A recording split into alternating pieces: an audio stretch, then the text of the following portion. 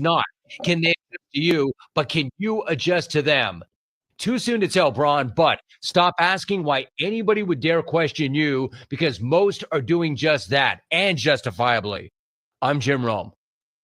Hey, fellas, want to be the MVP this holiday season? Then you need Aura Frames. Aura Frames are personal, easy, and unforgettable. My favorite part is I can upload photos, share videos, and even preload memories of the kids before it ships. So Aura Frames feels thoughtful from the moment it's unwrapped. Aura Frames makes it look like you planned it all along, and it's a personal gift that they will love. And for a limited time, visit auraframes.com for $45 off on a Carver mat frame with code ROME, and support us by mentioning the Jim Rome Show at checkout. Terms and conditions apply.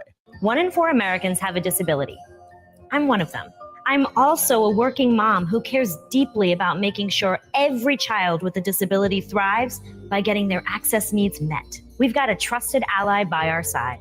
Easter Seals provides children and families the foundation for lifelong success. Early learning programs, skills training, and prep for college and career. That's my Easter Seals. Make it yours. Join us at easterseals.com.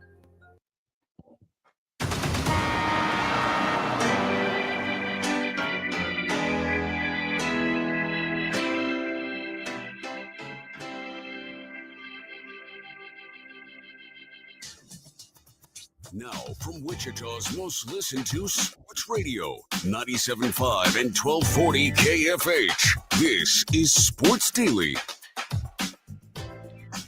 Well, hey there. Welcome in, everybody. It is Sports Daily here on a Thursday on KFH. Thursday is always fun as we get you ready for the football weekend. We do it getting ready for some college football, getting ready for some NFL. Our betting insider, PJ Glasser, stops by to help us with that side of things. We've also got Tim Fitzgerald, GoPowerCat.com, coming in the next hour to discuss little K-State hoops, little K-State football.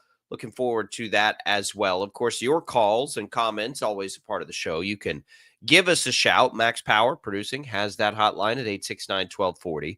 You've got comments available to us on our video streams. Thanks for watching us on 12 News Connected and listening to us on the Odyssey app. Everything we have for you today is on tap, brought to you by Wichita Brewing Company, where groups gather for holiday fun. Bring the whole family and your out-of-town visitors to WBC for a taste of pizza and beer made here, east near Central and Woodlawn, west at 13th and Tyler, and in historic Delano at Handley. Wichita Brewing Company, where groups gather for the holiday season. TJ, good morning. How are you?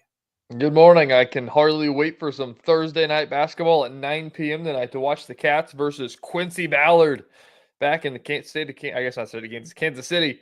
The region, we'll say that.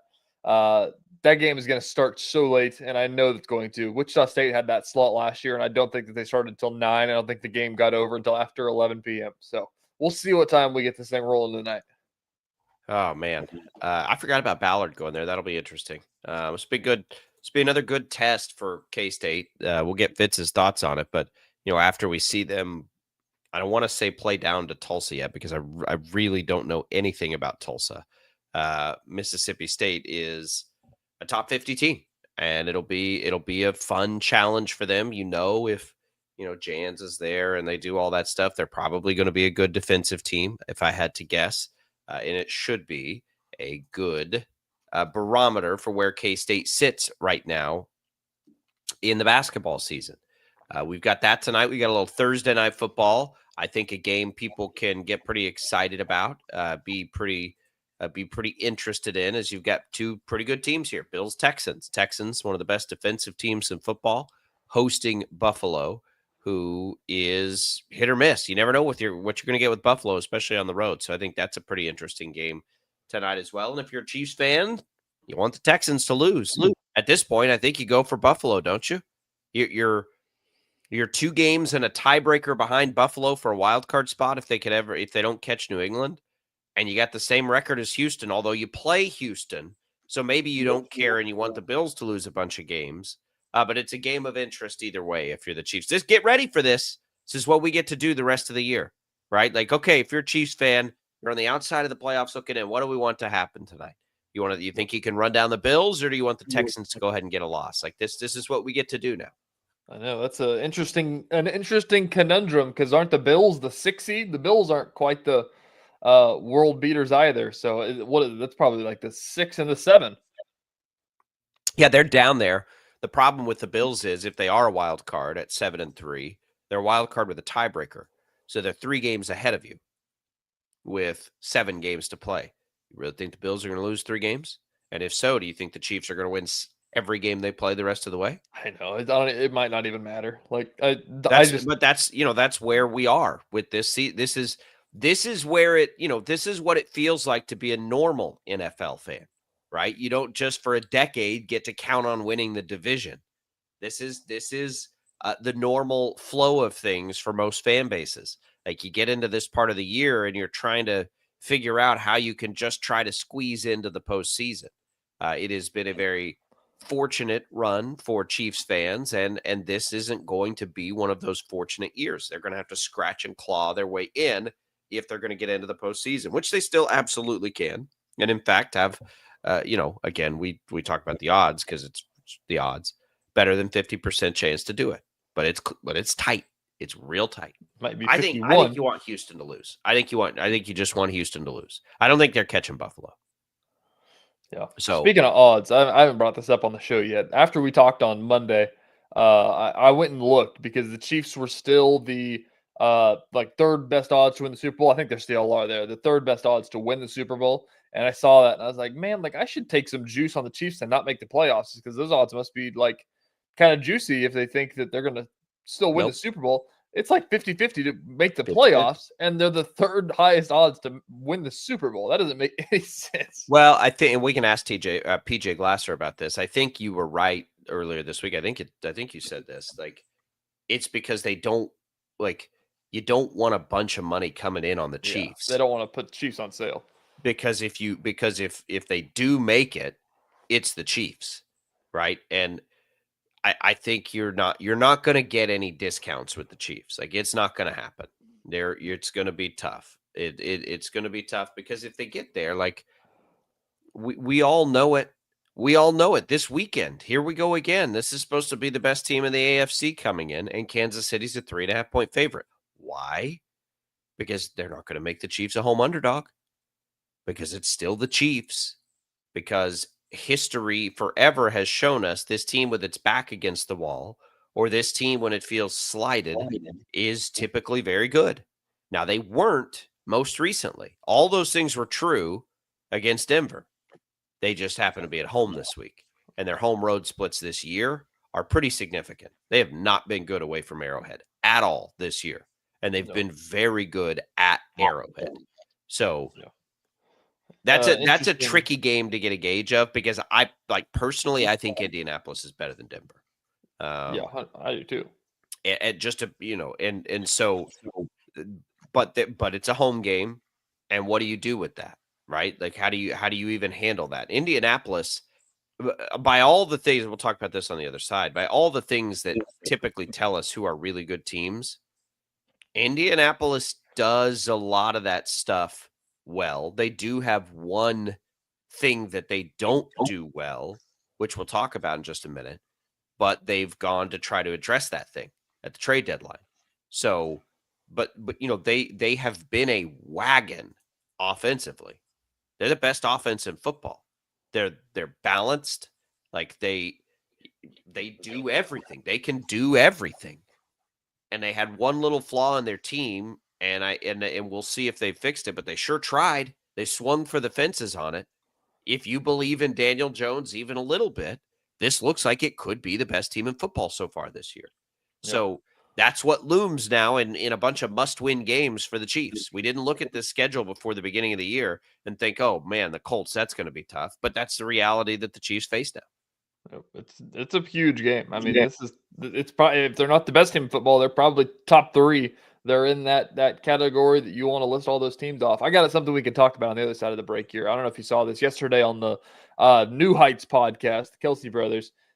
Jason asked Travis if this year's Chiefs team played last year's Chiefs team, what do you think would happen? And he said this year's Chiefs team would win. I love that he asked that. I think about that all the time. 16-1 or 15-1. I think about it all the time. I don't disagree. We can discuss that. Josh Simmons makes his return. He talks to the media. We can discuss all of that, plus begin to preview the Colts Here, that'll be where we spend our time on the other side of the break. Sports Talk on KFH, presented by Paramount Plus.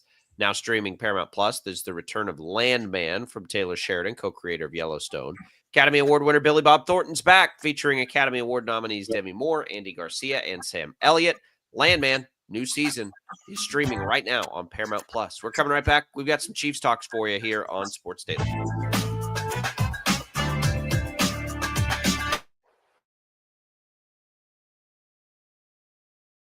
Lightning, hail, tornadoes, flooding. It's the worst of severe weather, and it's coming.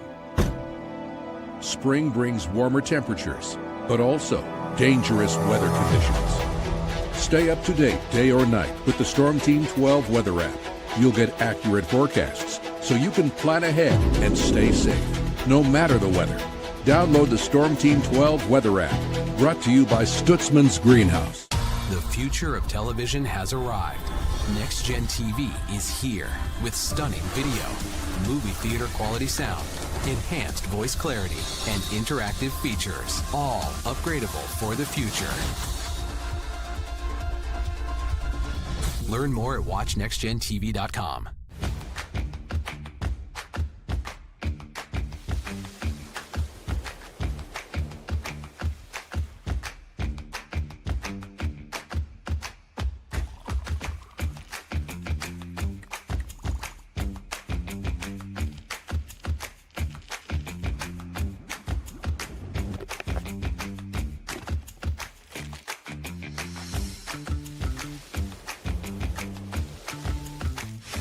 The canvas of our imagination. They tell a story. Clouds affect the events of your day.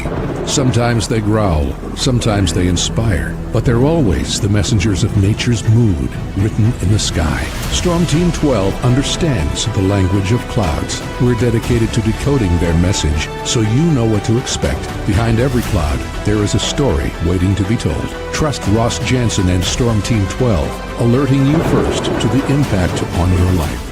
We are following a breaking update. Every day, all day, stream the stories that have you talking near and far. Whoever is behind the wheel of this bus is not stopping. From hundreds of local reporters and meteorologists spanning the country. Chaos here this morning at the UW campus. Search LNL for the all-new Local News Live streaming app.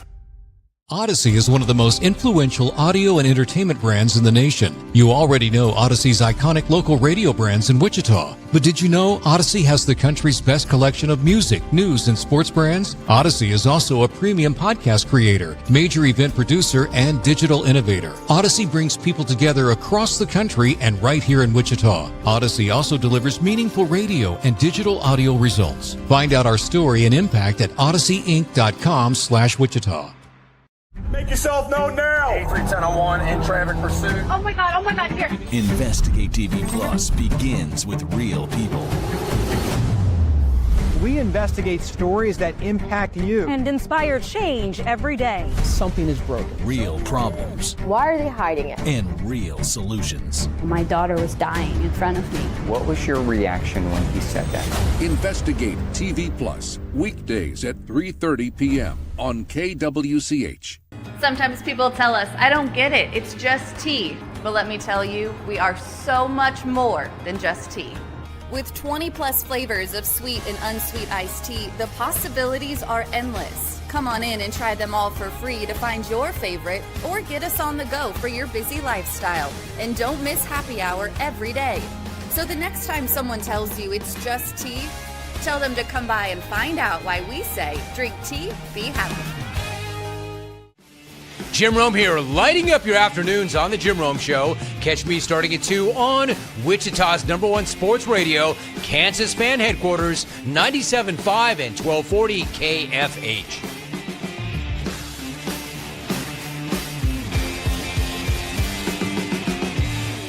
Mornings are busy. We're here to make your mornings better. We report the stories that affect you. 3 more hospital lies from contaminated apple juice just a day after the FDA issued a recall. We're here to make your mornings better. Closing east and westbound lanes of K96 for repairs. With 12 News, you're prepared for your whole day. Scattered thunderstorms across the state into the afternoon.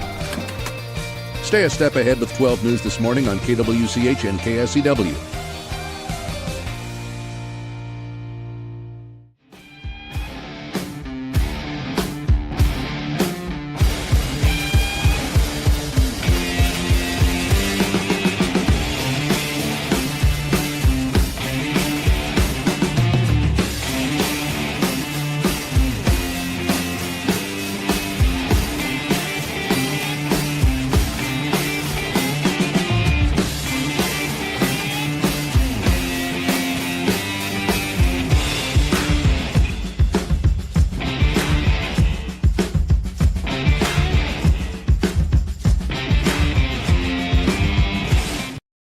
Sports Daily on KFH.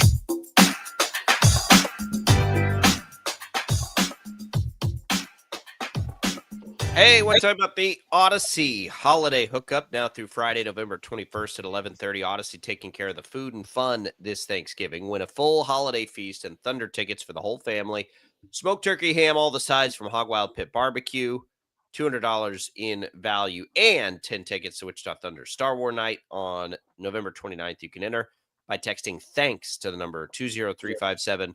Message and data rates apply. Good luck there, everybody. We come back in. Jacob Albrock, TJ Cleveland here on Sports Daily. All right, we're talking Chiefs. There's a lot to get to as they return to practice. We get some news, some injury information. Josh Simmons is back. A couple other storylines coming in. I suppose, TJ, we start with Josh Simmons being back. Did not feel the desire to share details on why he was gone. Handled it, I thought, very respectfully, and thanked fans and the team for their patience with him being away. Said he felt like it made him feel good to have that support. I think the team handled this just fine. I think they handled it well. In fact, I think as fans rightfully wanted more information as it pertained to like how it's going to affect the football, but I also think fans did a nice job of being supportive. I didn't ever feel like it got over the line or anything with Simmons and his time away. I think it's unreasonable to think fans aren't going to think about football when you're talking about this stuff. So I thought everything was good. I thought he handled it well yesterday, and I'm sure glad he's back because they got to have him. Yeah, I think the biggest thing media-wise, I think on this show, I think the fans, the biggest thing during his absence wasn't, well, what is he doing? Like, what is he doing? No. It was always, when is he coming back? Like, that was the question that nobody knew. And I think that was what has led to all the speculation around this. I think that people probably want to know what it was just for gossip purposes, but that's nobody's business to know.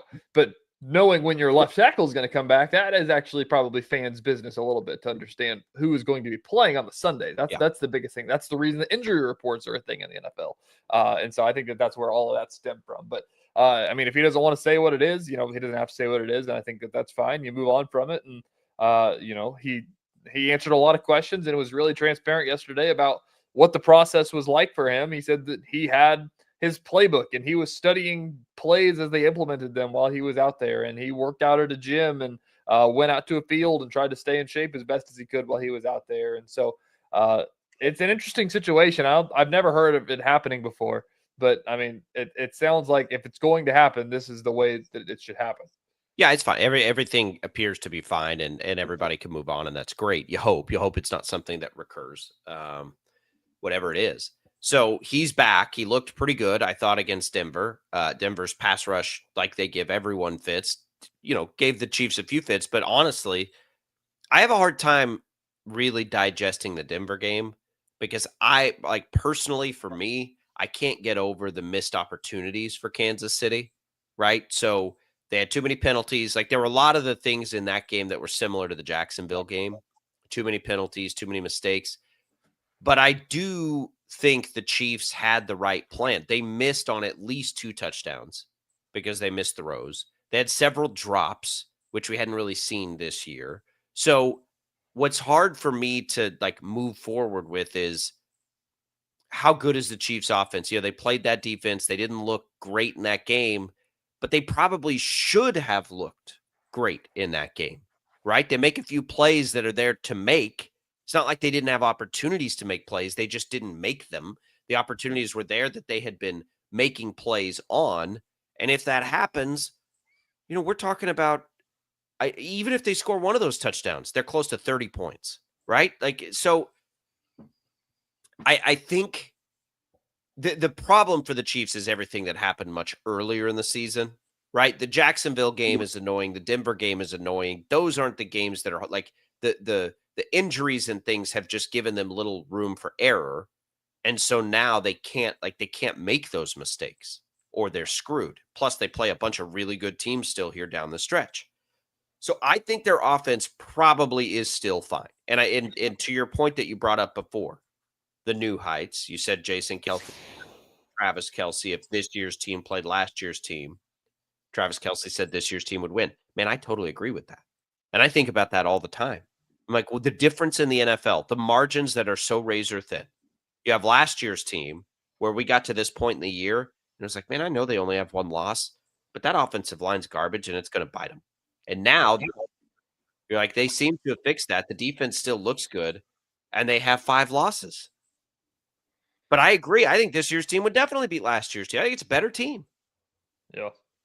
I'm trying to find. I want to find a way to compare the stats through 10 games last year to 10 games this year, because like it's interesting because like the offensive numbers like aren't as good, but you feel like the offense is better.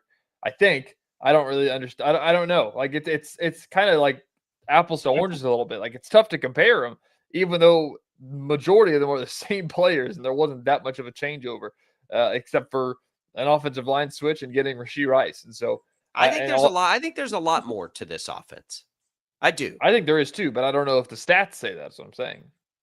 Last year they scored for the year. I know 22 points a game. I can't take it through 10 weeks, but this year they're 3 points higher. So here I've got these for you here. We'll just look at it. I haven't looked at these yet. So this year they're scoring 3 points more per game, and they're giving up 1 point less per game. And they have 5 losses instead of 0 at this point. Did they have 1 by this point? We'll just say they did. I don't remember what week the Buffalo game came. They've scored 30 touchdowns this year so far. Last year, they scored 42 all year. So they're probably right around that pace. I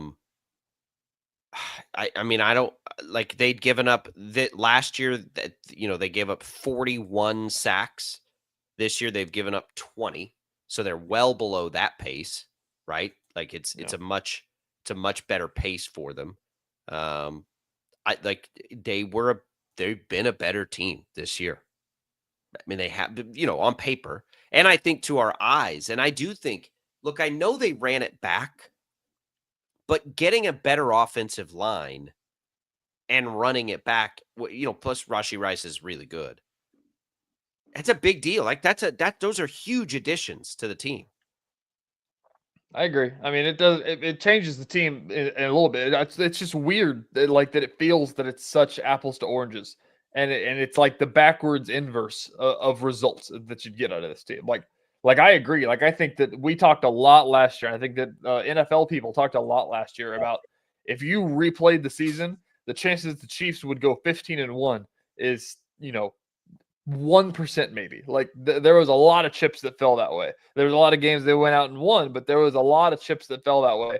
And the Chiefs kind of scooted out of some situations. Like you think about the Raiders game last year on Christmas. Was it Christmas? I don't know. It was one of those games down the stretch that the Raiders center snapped the ball and then they dropped it and game over just like that, or a blocked field goal against the Broncos and things of that nature that made it fall the way that it did. And so I agree with them. I think that this year's team is better than last year's team, but at some point, why is it the way that it is? Is everybody else better? Like what has happened? Well, I don't know what's happened other than I think this is a great exercise and example of how difficult it is in the NFL to win games and how razor thin the margins are between victory and defeat. It's one of the things that amazes me that we went from a Patriots dynasty almost seamlessly into a Chiefs dynasty. I wasn't sure we'd ever see one again when we were coming down to the end of the Patriots because the league has gotten so tight. Like the difference, the difference between the very top and the very bottom might be large each year, but that's usually only 1, 2, 3, or 4 teams. Right. It's like everybody else is just somewhere crammed into the middle and you just get through. That's what is made, like, to me, that what the Chiefs have done. It's just like, man, I legitimately can't believe they've been able to put this together. I didn't think we'd see it again after the Patriots, and we immediately started to see it again. But you look at this kind of stuff, a team that I do think is better this year already has 5 losses. Like, it doesn't make a lot of sense, but that's the way it is. And there's so much nuance in it too, right? The Chiefs had a bunch of injuries early in the year. It cost them a few games. They were dealing with the suspension of a player, all of those things. And that's why when we get to a Colts game this weekend, I'm compelled to just lean into the fact that the Chiefs are at home. And they've been, they've made mistakes in a couple of these losses, but, they've also, in a couple of games against really good teams, kind of dominated them. So they're at home. I'll probably pick the Chiefs again this weekend, even though I don't want to. That becomes the question that I think that we ask and everybody asks. And that's what Travis Kelce answered yesterday, is that, like, when can you quit them? Like, you can't. Until they're eliminated, you can't quit them.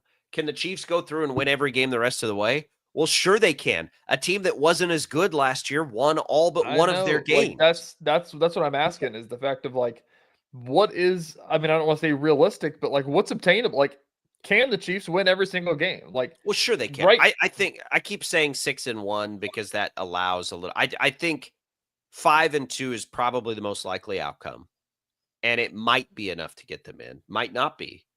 6-1 is what you've got to shoot for, and know that 7-0 is on the table, but so is 4-3 or 3-4. I know, like, it's. I mean, I know why. I mean, we were calling the Chiefs the best team in football a month ago, and it's like, we were calling the Chiefs the best team in football 2 weeks ago. Yeah, like before the Broncos game. It feels just so wild for the state that they're in right now and the losses that they've had to, like, have confidence rooted in what to get them to that point. And I mean, the confidence is rooted in the fact that at one point it's rooted in almost a decade now of a dynasty. That's what it's rooted in. It's rooted in 3 Super Bowls for Mahomes. It's rooted in Patrick Mahomes, Travis Kelce, and Andy Reid all being Hall of Famers. It's in Chris Jones being, like, it's rooted in all the same things it's always been rooted in. They're just older and they don't have any room for error anymore because they made errors in 2 games that they shouldn't have lost, in Denver and Jacksonville. Jacksonville more than Denver, but look, they had opportunities that they flat blew in the Denver game. There's no doubt about it. Like, no question. And, in that game in particular, I personally think Mahomes has to play better. He can't miss throws like that. And they also can't drop passes like that. They just, like, the passing game really let them down in general on Sunday, this past Sunday, because the line blocked it up pretty good against the best pass rush in football. I don't think you can ask for more than that from the line, than what you got. Too many penalties. But Mahomes had time to make good throws. He just didn't make them. And when he did, they dropped them. And so that, go back to the drawing board. That doesn't happen all that often. Indianapolis. This is a team offensively. They're a wagon. They're one of, if not the best, rushing offense in football. They're one of, if not the best, passing offenses in football this year. They're technically speaking ranked 3rd in both categories and the number 1 overall offense by yardage this year. Daniel Jones has a ton of weapons to throw it to.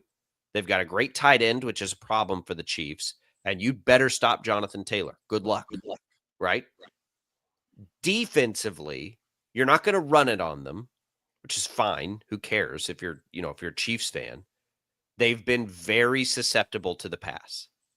Most of the numbers, though, this year are pre-Sauce Gardner, who is one of the top 2 or 3 corners in the league, who they went and traded for. And you want to talk about pushing all your chips into the middle of the table? 2 firsts for a corner? That's what they did. And they've had a bye week now after a game to get him prepared.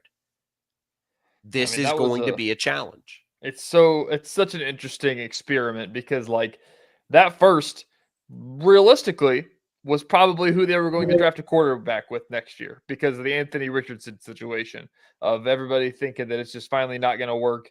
And they brought in Daniel Jones to be his backup, like maybe serve as the 1-year rental and be the Sam Darnold, whatever example you want to throw out there. And then now it's turned into this. And then now they're like, screw drafting a quarterback. We got our guy. And it's like, that was a vote of confidence. Absolutely. Oh my gosh. It's like that's the real question of, like, rooted in what confidence before this year. Like, I ride the hot hand as well. Like, I'm with them. And I think that a lot of teams mishandle this situation like the Vikings did. I think a lot of teams mishandle the situation of running quarterbacks out of town thinking that the grass is greener for a young guy coming in or something like that. And so I think that kudos to them for building around Daniel Jones, and kudos to them for, not letting history tell them what to do with their quarterback. Well, there's a history of this now in the NFL between Darnold and Mayfield and now Daniel Jones. And I think Kyler Murray is going to get an opportunity to do this. I've heard people talk about this that way with Bryce Young. Is he going to get to do this because he shows us signs? But the reality is Shane Steichen is good at what he does. He helped the Eagles to a Super Bowl, right? He comes through. And look at what Steichen was able to do with a guy like Jalen Hurts, I think is not all that different than what he's able to do with a guy like Daniel Jones. Like, it's a quarterback that's talented, that's very cerebral, just like Jalen Hurts was. And you got a good coach that can get the most out of him, and then it works. That's what Kevin O'Connell did with Sam Darnold. Like, it's an interesting era, I think, in the NFL, and we'll see if it translates to Super Bowls, depending on what you think of Jalen Hurts and his chances to like ultimately get to the Hall of Fame. That it used to like there, you had no chance basically without a Hall of Fame quarterback to win a Super Bowl. And I feel like that's changing just a little bit. I'm not exactly sure why yet, but it does feel like teams are finding more success now with quarterbacks that we wouldn't consider great than they have in a long time in this league. We'll see if it translates, right? We'll see if they win a Super Bowl. And everybody can have their thoughts on Jalen Hurts, who's been to 2 of them lately. But so, Brock Purdy's been to 1. Jimmy Garoppolo's been to 1. Like, these aren't quarterbacks we're thinking of in the same way that we've thought about quarterbacks for a long time. I think that we've had this argument before, and I always bring up the fact of, to play devil's advocate here towards this argument, which is picking pins and needles here.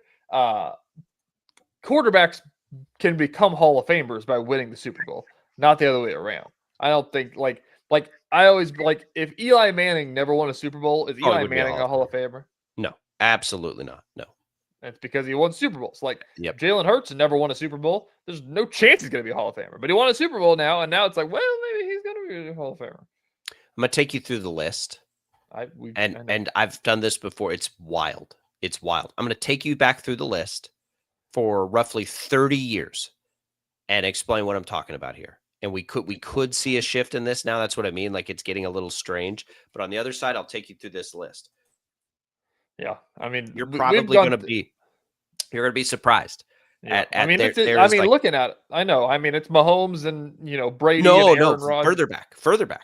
Like, there is a trend line for the NFL that is almost unmistakable, and it's why forever it's like if you don't have your future Hall of Fame quarterback, you might as well just keep trying at that. But that's what I mean. I think that may be changing in the last couple of years, and I don't know what in the league has changed to allow for it. It will be much better for the league if this happens, or do you see the old guard play through? Right at the end of this year, is it just going to be one of the Hall of Fame guys in Josh Allen, Lamar Jackson, and Patrick Mahomes? How many Hall of Famers are playing quarterback right now? 3? 3 that you can say for sure. Those 3. I mean, those 3 are not in the spot to win the Super Bowl. Well, but are you would you take those 3 or would you take the field? Don't answer that question. I'll ask it to you on the other side. I'll give you those 3 teams or the field. Which side are you taking? We'll come back. We got more Sports Daily coming up for you. Thanks to Prayer Fire Coffee for keeping us fueled up. Stick around.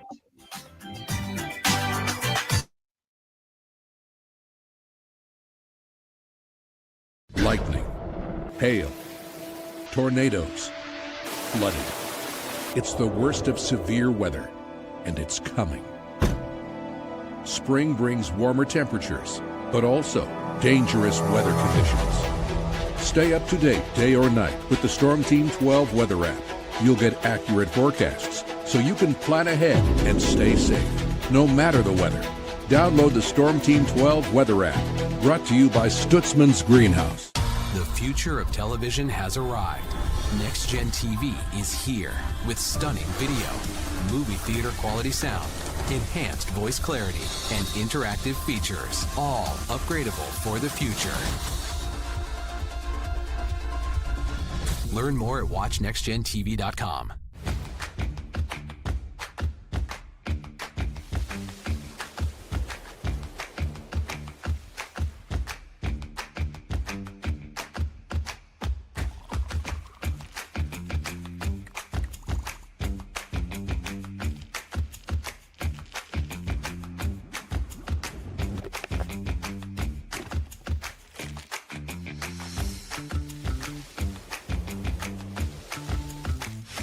The canvas of our imagination. They tell a story. Clouds affect the events of your day. Sometimes they growl, sometimes they inspire, but they're always the messengers of nature's mood written in the sky. Storm Team 12 understands the language of clouds. We're dedicated to decoding their message so you know what to expect. Behind every cloud, there is a story waiting to be told. Trust Ross Jansen and Storm Team 12, alerting you first to the impact on your life. We are following a breaking update. Every day, all day, stream the stories that have you talking near and far. Whoever is behind the wheel of this bus is not stopping. From hundreds of local reporters and meteorologists spanning the country. Chaos here this morning at the UW campus. Search LNL for the all-new Local News Live streaming app. Odyssey is one of the most influential audio and entertainment brands in the nation. You already know Odyssey's iconic local radio brands in Wichita. But did you know Odyssey has the country's best collection of music, news, and sports brands? Odyssey is also a premium podcast creator, major event producer, and digital innovator. Odyssey brings people together across the country and right here in Wichita. Odyssey also delivers meaningful radio and digital audio results. Find out our story and impact at odysseyinc.com/Wichita. Make yourself known now. 31001 in traffic pursuit. Oh my God, here. Investigate TV Plus begins with real people. We investigate stories that impact you. And inspire change every day. Something is broken. Real problems. Why are they hiding it? And real solutions. My daughter was dying in front of me. What was your reaction when he said that? Investigate TV Plus, weekdays at 3:30 p.m. on KWCH. Sometimes people tell us, I don't get it, it's just tea. But let me tell you, we are so much more than just tea. With 20 plus flavors of sweet and unsweet iced tea, the possibilities are endless. Come on in and try them all for free to find your favorite or get us on the go for your busy lifestyle. And don't miss happy hour every day. So the next time someone tells you it's just tea, tell them to come by and find out why we say, drink tea, be happy. Jim Rome here, lighting up your afternoons on The Jim Rome Show. Catch me starting at 2 on Wichita's #1 sports radio, Kansas Fan Headquarters, 97.5 and 1240 KFH.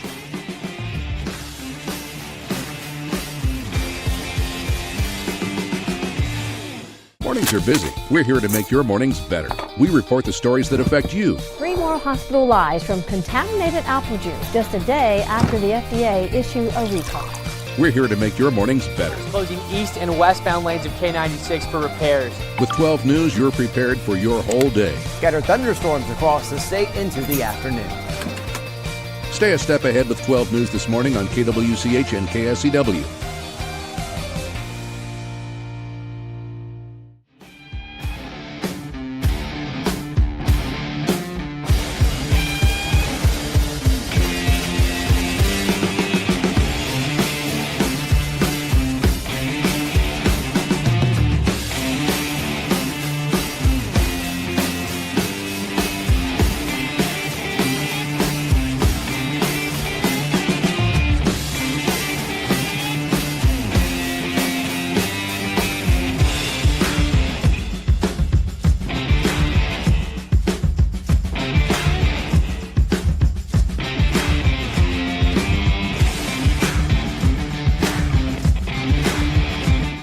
KFH. All right, welcome back in, everybody. It is Sports Daily. Glad to be here with you. Thanks to Crestview Country Club for being a great supporter of the program. Bourbon and bites tonight. They've got Thanksgiving festivities and holidays next week. Lots of cool stuff coming up this time of year. It's great time to spend, a great place to spend some time over the holidays. They're going to handle Thanksgiving for us, TJ. We'll be busy working. Both 12 News, HTO, all the different jobs. So we're going to let them handle it. And if you have holiday parties, We're told they've got some really cool stuff available for you. So give them a call. Ask about the memberships. Never a better time. You're not going to get a better deal than if you join this time of year. So call Crestview. Tell them we sent you here from Sports Daily. All right, TJ. 2 things I want to cover here. Hey, let me just ask you this off the top before we dig into the history of Super Bowls and their quarterbacks. I will give you, and we've left off one Hall of Famer, Matt Stafford is going to be a Hall of Famer. So there are probably 4 that we can say for sure are going to be in the Hall of Fame at this point. Stafford. Was Matt Stafford a Hall of Famer before he won a Super Bowl? He was going to be close. That put him over the edge. And this year's helping put him further over the edge. I firmly believe Matt Stafford's going to be a Hall of Famer. So let's say he's not. And we'll just call it 3. Josh Allen and Lamar Jackson will be. Mahomes will be. I'll give you those 3 versus the field. Who are you taking? I'd probably take the field. I'm still taking those 3 this year. I'm still taking Buffalo, Baltimore, and Kansas City. You throw Matt Stafford in there, who I think probably is a Hall of Famer too. I'm definitely taking the field. I mean, yeah, the Rams are good. I think that like my short list of teams that I firmly believe that I wouldn't be. I'll say my short list of teams that I wouldn't be shocked if they won the Super Bowl is Seattle, Los Angeles, Colts, Patriots. Oh, come on. I know I don't really believe that, but I feel like I have to. And the Eagles? I'll tell you why you don't have to. The Eagles are the outlier here, and maybe the Colts. As far as we know, their quarterbacks are Hall of Famers. No offense, Max, because I think the Patriots are on the right path. I don't think this is going to be their year, but I think they're headed down a trajectory where you're like, okay, right. Before we didn't know Patrick Mahomes would be a Hall of Famer when he won his first Super Bowl. We know it now, right? So you look at let's go back to 1992. Okay, the first Troy Aikman Super Bowl. Take you back to 1992. I'm gonna give you the Super Bowl winning quarterbacks since 1992, almost 25 years now. Sorry, 35 years now. I'm a little groggy with my brain this morning. Troy Aikman, Steve Young, Brett Favre, John Elway, Kurt Warner. Trent Dilfer is one outlier. So we've got 1. Tom Brady, Brad Johnson is 2 outliers. Ben Roethlisberger, Peyton Manning, Eli Manning, Drew Brees, Aaron Rodgers, Joe Flacco is 3 outliers. Russell Wilson's really interesting because if you go back to early Russell Wilson, there's going to be a case when the time comes made that people think he should be a Hall of Famer. I actually think the end of his career might keep him out. So if we want to call Russell Wilson an outlier who has, his multiple Super Bowls, we can do that. That's 4, right?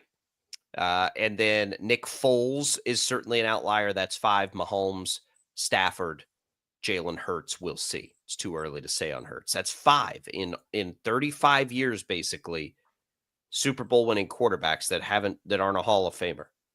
It's not all that different if you go back and look at the losing quarterbacks too. Like it just doesn't happen very often. And so when we have discussions like, well, why are the Chiefs still and what like that for me? And I'm like, I would take the Chiefs, the Ravens, and the Bills versus the field still right now. And I'll bet you if there was a way to make those odds and you put those 3 together or everybody else, those 3 have shorter odds than the field together. I don't believe that at all. What part of that don't you believe? Go like look at why would that be shorter odds than the rest of the field when those 3 are 2 teams that are under the playoffs in the 6th seed? Because right now the Chiefs are still the 5th or 6th odds on favorite. The Bills are the 3rd odds on favorite, and the Ravens are like the 7th odds on favorite. Like they're all still in the top 3, 6. They're all still in the top 8. So you're taking 3 of the top 8 odds on favorite. 3 of them. Now, you get the other 5 versus the field. So maybe I'm wrong about that. I could very easily be wrong about that. I don't know. That bet doesn't exist. But I'm looking are you going to bet against the Hall of Fame quarterbacks?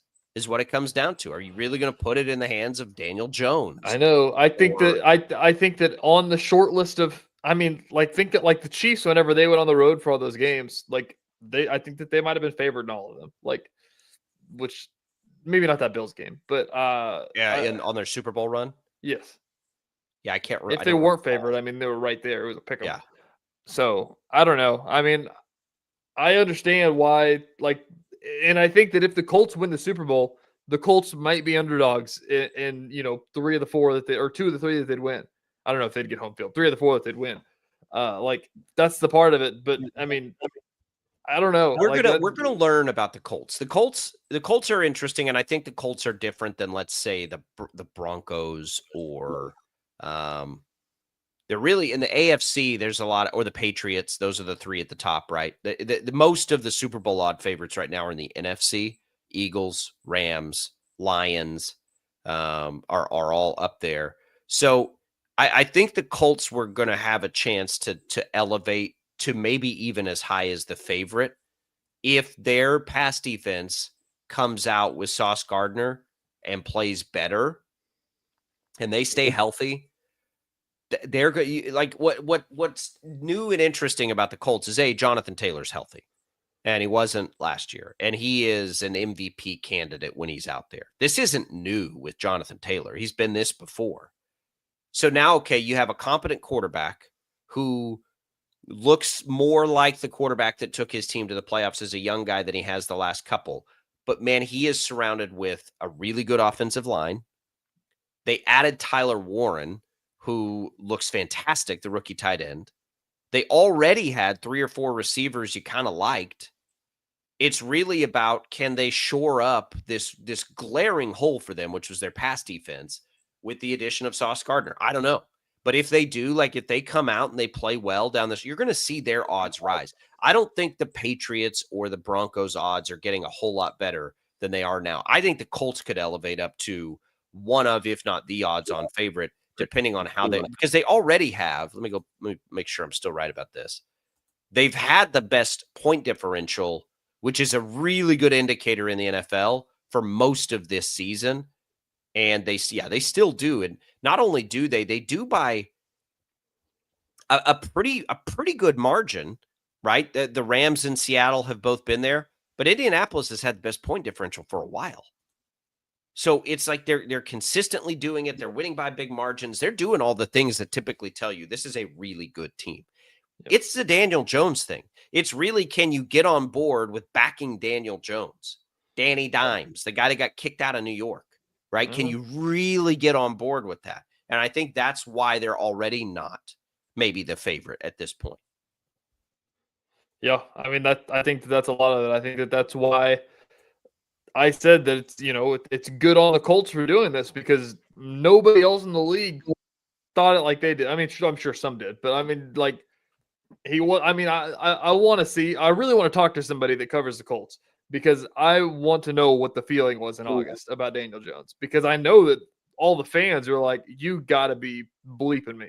Daniel Jones is going to be our starting quarterback. Like, this team is Chance Lebo, our friend that works. I think people were probably on board with it. It was more of, I mean, he wasn't expected to come in and be the starter. Everybody thought Anthony Richardson probably was going to get healthy and be that guy. I'm saying whenever he was named the starter over healthy Anthony Richardson. There was a quarterback battle because he earned it, and Richardson certainly did not. I think it's because, like, Colts fans, and talking to, like I was saying, Chance Lebo, our friend at the other radio station, is a Colts fan, and like, you have to sit back and watch the guy you drafted as a top 5 pick, I think he was. He's like number 3.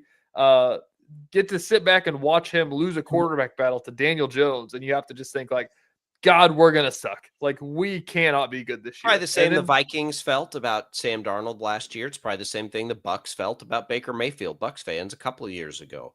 Fans are just going to have to readjust, because this is now a developing trend in a league full of trends. Historically, trends always play through in the NFL. The trend right now is quarterbacks that people believed in not being given the proper amount of time, or being in a really bad situation to not succeed. And all of a sudden it's like, oh yeah, that's why we liked them as a prospect. And look, not every quarterback's going to get there. Anthony Richardson was more of a project, right? There was a ton of confidence that Baker Mayfield would be good, and we saw it for a minute. There was a ton of confidence that Daniel Jones would be good, and we saw it for a minute, and then it went away. Sam Darnold, we saw it for less time, but you still saw glimpses. There would be occasions where Darnold looked awesome, and then it was just never consistent. So, I don't think it should surprise us that these guys where you can see glimpses of it. Some quarterbacks, you don't ever see a glimpse of it. Like, this is why I think Kyler Murray is going to be the next guy. We've seen glimpses with Kyler Murray. But, it's way too early. But Cam Ward, we haven't seen any glimpses of anything with Cam Ward. Nope. Bryce Young's going to have a chance if Carolina gives up on him every once in a while. And at the end of last year, Bryce Young, you're like, oh, man, he looks pretty good. Mm-hmm. He looks pretty dang good. But, sometimes they don't, like Josh Rosen, he never really started. It was a project. Anthony Richardson was a project. If he was good enough, he's probably not going to stay healthy because he draws too much contact. He takes too many hits. So I don't think it should surprise us that much. I think what surprises us is just how good their roster is everywhere else. And it's as good a top to bottom roster as there is in football. Like, they're good everywhere. If they just solve their pass defense, they're good at everything. Oh. It's a complete team. Yeah. I mean, it's crazy. I mean, but and I still think I'm going to pick the Chiefs this weekend. How crazy is that? Yeah, that is crazy. That's actually crazy. I want to see what PJ Glasser thinks on it. It's stuck at 3.5 points. It'll probably live and stay at 3.5 points. I really wish it was 3 or 2.5. I just back against the wall, Chiefs at home. How do you, and I know like people will roll their eyes at that, but like, how do you just quickly dismiss 10 years of what we've seen historically? It's a hard thing for me to do. I agree. The Chiefs have been a bad cover team for a long time. Let me say this is that the fact is, if this line was Colts -3, like every ounce of my being would be on the Chiefs because that's just the way that we work. So, Chiefs are an underdog at home, but if the Chiefs are favored by 3, you're like, oh, what are we doing? Like, there's no way they're going to win this game. And I'm sure that they're pumping, like every college coach in the country does, is going to pump in the adversity and the aggression. They don't believe in us. In their last 4 home games, the Chiefs beat the Ravens, and remember Lamar Jackson started that game 37-20. They beat the Lions 30-17. They beat the Raiders 31-0, and the Commanders 28-7 in a game they had in hand by halftime. That's what they've done their last games at home. Now, they haven't been at home in a month by the time they play on Sunday. That's what it is for me. The Chiefs are at Arrowhead, and they have been world beaters lately at Arrowhead. We'll talk to PJ Glasser later in this hour about it. A lot more coming up in this hour. Tim Fitzgerald will also join in to talk a little K-State. We'll take a look around at some of the other headlines in the sports world when we return. It's Albrock. It's Cleveland. It's Sports Daily. Don't go away.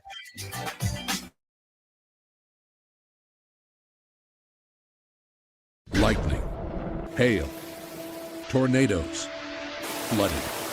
It's the worst of severe weather, and it's coming. Spring brings warmer temperatures, but also dangerous weather conditions. Stay up to date day or night with the Storm Team 12 weather app. You'll get accurate forecasts, so you can plan ahead and stay safe, no matter the weather. Download the Storm Team 12 weather app, brought to you by Stutzman's Greenhouse. The future of television has arrived. Next Gen TV is here with stunning video, movie theater quality sound, enhanced voice clarity, and interactive features, all upgradable for the future. Learn more at watchnextgentv.com.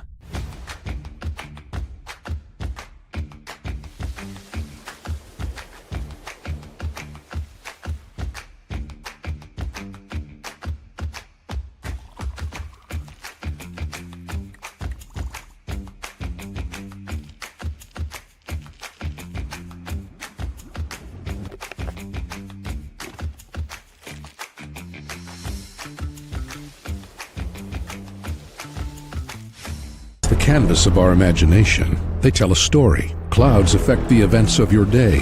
Sometimes they growl, sometimes they inspire, but they're always the messengers of nature's mood written in the sky. Storm Team 12 understands the language of clouds. We're dedicated to decoding their message so you know what to expect. Behind every cloud, there is a story waiting to be told. Trust Ross Jansen and Storm Team 12, alerting you first to the impact on your life. We We are following a breaking update. Every day, all day, stream the stories that have you talking near and far. Whoever is behind the wheel of this bus is not stopping. From hundreds of local reporters and meteorologists spanning the country. Chaos here this morning at the UW campus. Search LNL for the all-new Local News Live streaming app. Odyssey is one of the most influential audio and entertainment brands in the nation. You already know Odyssey's iconic local radio brands in Wichita. But did you know Odyssey has the country's best collection of music, news, and sports brands? Odyssey is also a premium podcast creator, major event producer, and digital innovator. Odyssey brings people together across the country and right here in Wichita. Odyssey also delivers meaningful radio and digital audio results. Find out our story and impact at odysseyinc.com/Wichita. Make yourself known now. 31001 in traffic pursuit. Oh my God, here. Investigate TV Plus begins with real people. We investigate stories that impact you and inspire change every day. Something is broken. Real problems. Why are they hiding it? And real solutions. My daughter was dying in front of me. What was your reaction when he said that? Investigate TV Plus, weekdays at 3:30 p.m. on KWCH. Sometimes people tell us, I don't get it, it's just tea. But let me tell you, we are so much more than just tea. With 20 plus flavors of sweet and unsweet iced tea, the possibilities are endless. Come on in and try them all for free to find your favorite or get us on the go for your busy lifestyle. And don't miss happy hour every day. So the next time someone tells you it's just tea, tell them to come by and find out why we say, drink tea, be happy. Jim Rome here, lighting up your afternoons on The Jim Rome Show. Catch me starting at 2 on Wichita's #1 sports radio, Kansas Fan Headquarters, 97.5 and 1240 KFH.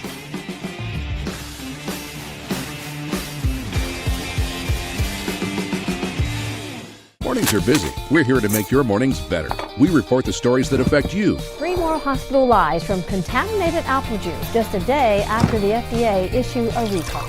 We're here to make your mornings better. Closing east and westbound lanes of K96 for repairs. With 12 News, you're prepared for your whole day. Scattered thunderstorms across the state into the afternoon. Stay a step ahead with 12 News this morning on KWCH and KSCW.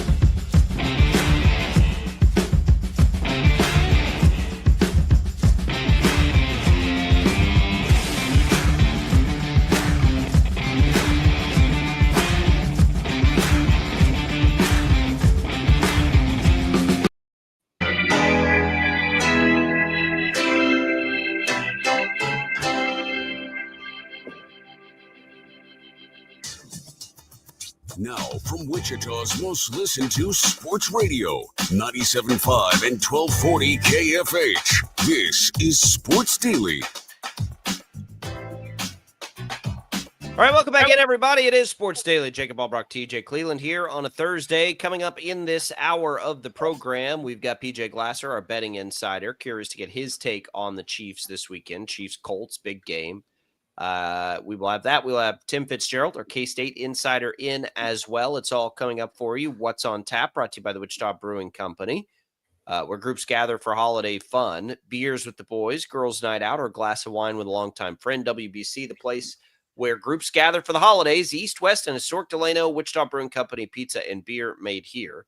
We've got you lots of different ways to get in touch with the program. If you're listening to us on the Odyssey app, you can leave us a voice message. If you're watching us on YouTube or X, no Facebook this morning, as the internet is still trying to recover from whatever it was that was happening in the last couple of days, you can get in touch with us that way. Thanks for watching us on 12 News Connected. You can reach out to us directly on social media, and you can call us the good old-fashioned way at 869-1240. Max Powers got the KFH hotline for you. we are making our way now around the rest of some of the headlines yesterday. A couple interesting quarterback stories, TJ. Michael Penix out for the season. It's Kirk Cousins' time. Kirk Cousins. Didn't it feel like, and I don't like seeing quarterbacks get hurt. It felt inevitable to me that Cousins was going to be the starting quarterback of this team. It feels like, and everybody kind of knew, like Michael Penix tore his ACL twice in college. Like there's a reason he was so old coming out is because he got hurt twice. And I hate season-ending injuries. I hate hate it too. And here it is again, and it sucks. And I think that like the Falcons probably had a little bit of the back of their mind about like teams were calling, like whenever Joe Burrow went down, hey, Kirk Cousins is a backup. Let's go trade for Kirk Cousins. I think there's probably a reason that they just didn't let Kirk Cousins walk. And I think that like, I don't think that they expected him to get hurt, but it's like there might be a reality where that happens. And so we should probably have a quarterback's important when you're a good team. I mean, keeping a good backup quarterback. Yeah, that too. I don't think anybody else wanted that contract. Is the other part of that too. We'll see what he has in the tank. He did not look great when he came into the game for Penix. We'll see if he's got anything left in the tank. It's a good story. Cousins. I want him to be good. I do too. It's funny. He and Marcus Mariota, after the quarterback series, are both starting quarterbacks right now in the NFL. True. Another headline from last night. I don't know if you saw this. Speaking of the Jayhawk basketball we've been talking about so much, Diggy Coit transfer went to Maryland last night. What? Oh, I thought you meant he was transferring again. No. He left, went to Maryland last night, scored 41 points, and went 8 of 10 from 3. I believe it. I like Diggy Coit. He showed flashes. It just wasn't the right fit, but I like the player. I don't know what everybody's saying. Well, it'd be sure nice to have 41 points in Lawrence. You don't have anybody that can make 3. Diggy Coit made 8. I know. He was never going to be good enough defensively for Bill Self, I don't think. You could see the discomfort with that while he was there. Jayhawk basketball is going to be an interesting story this year.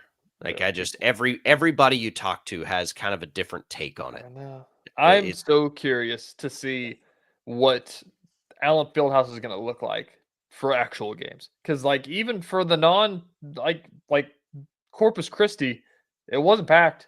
And like it'll take one big performance from Darren Peterson and him to get a clean bill of health, and people are going to be fired up. I agree, but like it's just so weird, and I keep saying I was there last year.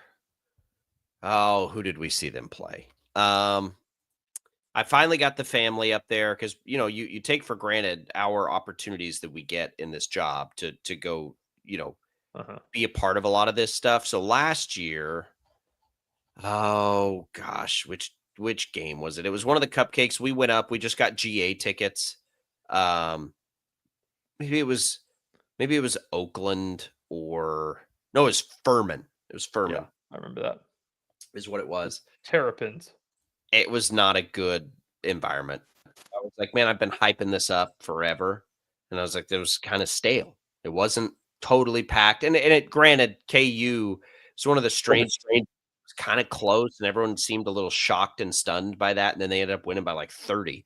And you never really had a chance to, but it's weird. I'm telling you, and I don't want to pile on KU because I love KU, but like it's such a weird time right now in Jayhawk basketball. It is a weird time. I agree. The point I brought up last night at work to our friend Brock Wilson is that they are going through a little bit of the Alabama football thing, where it's like, or like the expectations are always going to be like what Alabama football is. Like KU should always have a foot in the Big 12 championship race. They should always be a second weekend team. And if you're neither of those, it's a disappointment year. And like, I agree with that. And if that's not what happens this year, it's a disappointment year. Absolutely. They should always be. Yes. I totally feel agree. like the fans are starting to, and I don't know what the reason is, but like the camping, the students aren't camping out as much. It's because the roster of the last 2 years didn't excite anybody. I agree. And it just like, it's going to take a second to get away from what had been for basically 3 years was not exciting. And So people weren't excited about it. And now you gotta kind of rev back into it. But everyone, they're like, what about Bill Self? Bill Self say not that old. He still loves what he's doing, and he just got the number one player and might get the number one player next year. Like, it's not, you just have to give it a minute. I gotta say, watching Bill Self basketball, the Duke game was the first time I've really gotten to sit down and watch a game because I've been busy during the other games. And so I watched the second half of that game. And I mean, like, I forget sometimes and like take for granted, like watching Bill Self offenses, because it's like nothing is a wasted movement ever. And it's still like, even if he could coach the Washburn Ichabods and compete in Division I, like win some conference championships in some of the smaller conferences, just because like the things that they do on offense, like whenever they, like, Hunter Dickinson wasn't an exciting player and fans have mixed opinions on him, but man, they used him efficiently. Like, he was always in the right spot to catch the ball and make a layup. And like that, and that's what they did so well. And so I think that like just watching that, I think that there will be stuff whenever Darren Peterson gets out there that's going to just blow our minds, and they're going to beat Houston, number one team in the country. They'll go on the road and beat Houston or something like that. And it'll be like, oh yeah, well, Bill Self still got it. Yeah. Look, I don't know, like, and this is the part of the conversation that I don't have a good grasp on. People are, asking us like, well, how many games? I don't know what they're going to do in the regular season. I really don't. Like, that's what I mean. Like, it's going to be interesting. I don't have a good feel for it, but I'm not, that to me this year, that's not, and it never was going to be the concern. I've never thought this was going to be like a team that won the Big 12 in the regular season. It's kind of all about how good can Peterson be and how good can they be around Peterson. Here's the challenge with that. If it doesn't work out, they've kind of built a roster for that. So it sort of forces you to start that over again next year. And you don't want to get in this like Kentucky cycle, right? Where at least I wouldn't if I were a KU fan, where you're always reliant on freshmen. I don't think that's going to be uncomfortable, because it's hit or miss, man. It's like, who knows? They're freshmen. Nope. But they're like, what is the path to? And the team that came back, like, they just kept returning so much, and that didn't work either. And that's because normally that's your path, right? That is the path for KU. What they did the last 2 years, it just didn't work. But in normal circumstance, they were preseason number one for a reason, right? It is what it is. So I that's where I just, like, I sit here and I'm like, guys, I don't know what to tell you about KU basketball right now. I don't. I know that Peterson, by all accounts, is the real deal. And so it's always going to be just ride that as far as it'll take you. And I'm telling you, they're going to be Rosario sticks around for 2 or 3 years. They're going to be a team that's going to be able to go on the road and beat Houston, and then on the backswing of the road stretch, go lose at TCU. And like, that's just that's what KU is going to be this year, I think. And I think that that's going to get them at 6th or 7th place in the Big 12. And I think that's and if that's the case and they make it and Peterson's healthy, like, that's fine. Like, you'll live with that, because they're a team that is going to be dangerous if they're healthy in the tournament. It'd be the hope. It feels like sour to think about that, though. Like the fact that KU, it is an entitled in an awesome way fan base, the same way all juggernauts in college become entitled. You only know one thing, and it's not. Of course, that's the expectation. It's not the NFL or the NBA to be like, we don't have it this year. Like, we just need to develop these guys. Cause like, it's 2025. These guys are going to leave. Like, you got to get a new team every year. Like, rebuild years aren't a thing anymore. And that's why coaches get fired more than any time ever in history, is because there's no grace anymore. Because if your team isn't good, go get a new team. And I think that's the sour taste about, like, and I think that, like, that's medicine that people have to swallow. And I think that's what the truth is that it's going to be. But like, it sucks. Like, I don't think that anybody, if KU finishes not higher than 7th, if they finish 8th or lower, they're not going to finish 8th. If they finish 7th or lower, big problem. Yeah, that's a problem. That's not okay. Like, that's not acceptable. But if it's 5th, fine, right? No, 7th or lower, that's not going to be okay. If they have a foot in the race, then it'll be okay. Like if the final 2-week stretch, if it's something where it's like if we win out, we have a chance, then it'll be okay. Honestly, I think if they're playing well in Big 12 play, everybody will settle a little bit. Got to get Peterson back first, though. All right, when we come back, we got PJ Glasser coming in. We have college football games. I know they're like sneaking under the radar right now, but we do have some college football games. We'll talk that. We'll talk NFL with Glasser coming right up.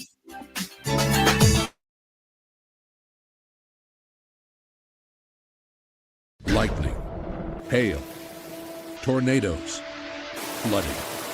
It's the worst of severe weather, and it's coming. Spring brings warmer temperatures, but also dangerous weather conditions. Stay up to date day or night with the Storm Team 12 weather app. You'll get accurate forecasts, so you can plan ahead and stay safe, no matter the weather. Download the Storm Team 12 weather app, brought to you by Stutzman's Greenhouse. The future of television has arrived. Next Gen TV is here with stunning video, movie theater quality sound, enhanced voice clarity, and interactive features, all upgradable for the future. Learn more at watchnextgentv.com.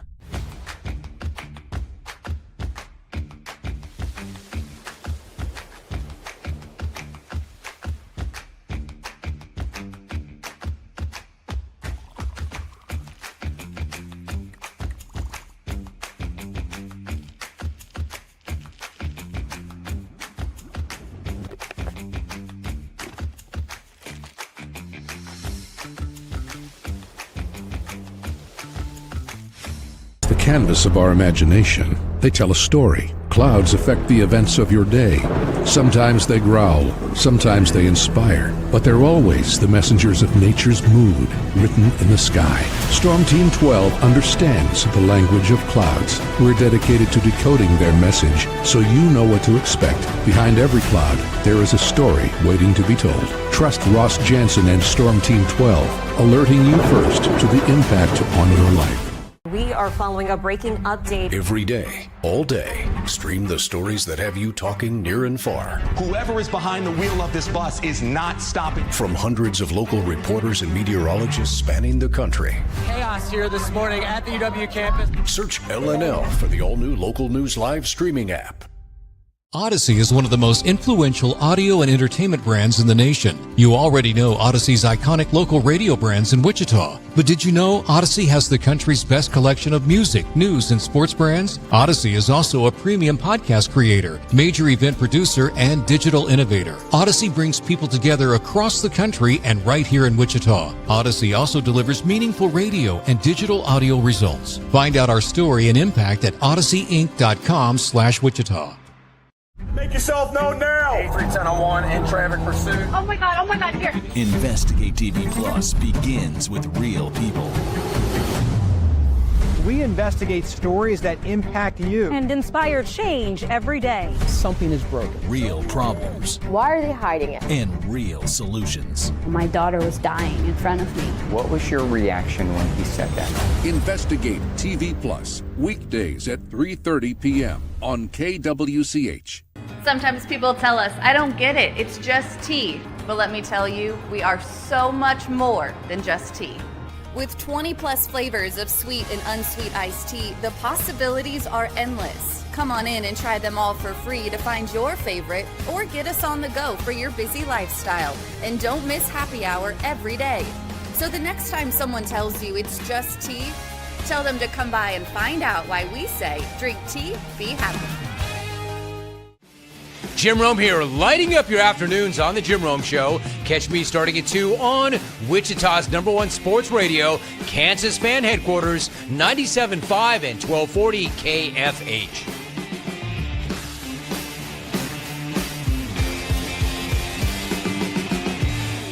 Mornings are busy. We're here to make your mornings better. We report the stories that affect you. 3 more hospital lies from contaminated apple juice just a day after the FDA issued a recall. We're here to make your mornings better. Closing east and westbound lanes of K96 for repairs. With 12 News, you're prepared for your whole day. Scattered thunderstorms across the state into the afternoon. Stay a step ahead with 12 News this morning on KWCH and KSCW.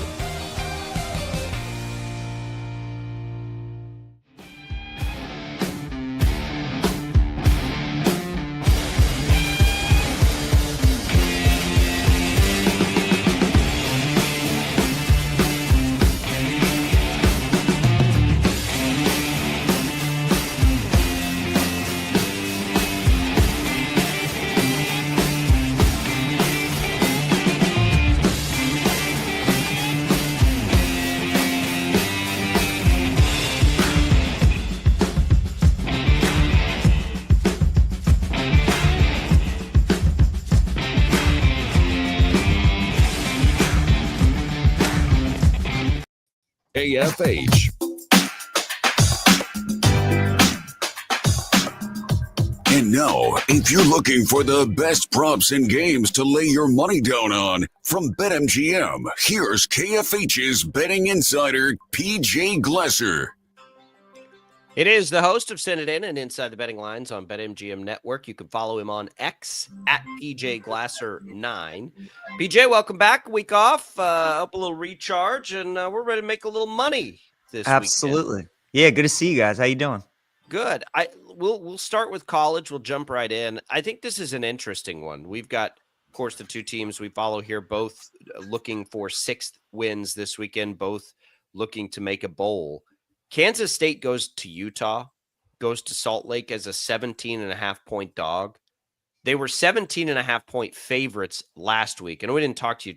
Both TJ and I didn't like that because to me, it feels like a team that is kind of incapable of winning big. But now this week, they also kind of feel like they're incapable of losing big. 17.5 points is a ton to lay if you're betting Utah this weekend. It is, but, guys, Utah's been on an absolute roll as of late. They had some struggles early on in Big 12 play. They dropped the Holy War to BYU. They lost badly to Texas Tech, who's just smoking everybody, especially when Morton's playing quarterback this season. I mean, you guys know Kansas State has been a funny team this year. They've been up and down. They got off to that tough start in the middle of the schedule. They played a lot better. Now it's kind of, they've been up and down just depending on who they've played. So you normally don't see them as this big of a dog. But the metrics love Utah, and their defense has been playing a lot better. Their offense has been playing a lot better. I haven't bet the game, but to be honest with you, if I did, I'd probably lay it with Utah because, again, this time of year too, with a team like that, really their only path to get to the college football playoff is to probably end up winning the Big 12. They got to hope that Utah trips up this weekend against Cincinnati, and they got to find a way to upset Texas Tech if they end up making it. But they're looking for style points. They're looking for kind of the eye test and continue to beat up people. So if I had to bet it, I'd actually look towards Utah 17.5. Yeah, K-State hasn't impressed us in a while. The other Kansas team, the Jayhawks, are going on the road to Iowa State, which is a really interesting spot because Iowa State has fallen from grace a lot like K-State has this year. KU has beaten Iowa State, I think, 3 consecutive years somehow, even though they've been underdogs, and just about every single one of those as well. So I have no idea what to make of this game. All kinds of weird factors are in play. I mean, this game, like you said, I have no idea what to do with it either, right? These two teams. Look, Iowa State got off to that good start, but ever since their 2 corners got hurt and they've been dealing with injuries, they just have not been able to figure it out, and they've lost a bunch of games. Kansas feels like we've kind of been waiting for them to get up off the mat, and it just hasn't quite happened yet. And these are the kind of games that they've been losing, and really haven't been covering. So I think Iowa State money line is probably the play if you want to parlay it with something else on the board, -185. It is a Kansas spot. Like, this is a Leipold spot, but they just haven't been covering these kinds of games this season, and I think have been costing a bunch of people a bunch of money. So I'd stay away from the spread. I don't want to lay 4, and I don't want to take 4 with Kansas, but I think Iowa State wins the game, so I'd probably just take them on the money line. This isn't the best weekend of college football. This is the weekend we get a lot of cupcakes for teams like your Alabama Crimson Tide. Missouri, Oklahoma is interesting, though. Speaking of Alabama, Oklahoma with their big win. Do you worry about big wins like that and how you follow them up? Definitely, especially with a team like Oklahoma, you guys, where I think all their success is based off of turnovers. Like, they're a good team with a great defense, but they won the turnover battle 3-0 against Bama. They only won by 2. They won the turnover battle against Tennessee, forcing 3 turnovers in that game. They only won by 6, and they had a defensive score in both of those games. So I still don't like the offense very much. It's still only scoring in like the 20s. And when their defense isn't forcing turnovers, they can get beat by anybody, So earlier in the year, they had some nice wins over Auburn and Michigan, but they didn't really force turnovers in those games, and they let those teams hang around. They didn't force any against Ole Miss and Texas, and they end up losing those games. So Missouri does have a third-string quarterback, but they got a good defense and a good running game. I think Drinkowitz and Missouri are going to be conservative, and they're just going to do everything they can to let their defense keep them in this game. So I would look at Missouri. You know, when you got a team like Oklahoma coming off 2 big wins that relies so much on turnovers, and they're a big favorite like this, I would look towards the Dogs. So, yeah, I like Missouri plus the points. Yeah, PJ, before we switch over to the NFL, what other college ones do you like? Perhaps Georgia minus 43.5 against Charlotte this week. Is that catching your eye? You know, maybe you've seen my clip floating around, TJ, on social media. Fellas, Kirby Smart, 0-15 against the spread as a favorite of 38 points or more. Wow. 0-15, right? So this has actually come down from 45.5 to 43.5. It's a great spot too, right? Off that big win against Texas. Georgia knows they're in the playoff. And then they got Georgia Tech upcoming next week. So you got 2 big games kind of sandwiched in between this Charlotte game. And it's always the kind of game, the kind of team. Kirby doesn't want to run up the score. He just wants to get out of there healthy. You know, they run the ball. They play good defense. They'll win like 42-7 or something like that. So, yeah, I do. I actually do like Charlotte plus the points in that game. I think it's a good bet. If you want another big dog I like too, I'm actually taking Coastal Carolina plus 24.5 against South Carolina.